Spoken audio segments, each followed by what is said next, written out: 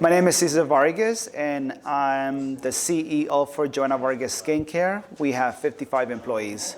The reason I came was because I wanted to organize my company into a more efficient group of individuals, coordinated to achieve the overall purpose of the company.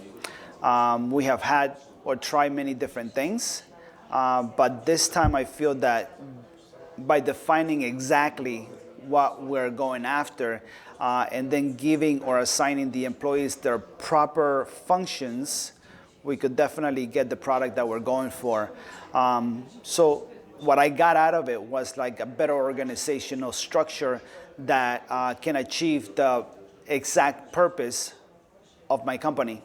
Why would I recommend this? Because actually, like just seeing it firsthand, how easy it is and how I could implement it like very, very rapidly, I'm going to get a lot more out of it. But more importantly, like I think it's going to reduce the stress for everybody. Like all of my employees are going to become more efficient, and also they're going to understand really far more of what they need to do and how to do it without having so many different things or steps that are like impossible to understand. This has actually clarified very simply, like, okay, they do this, and they are going to get this as a result.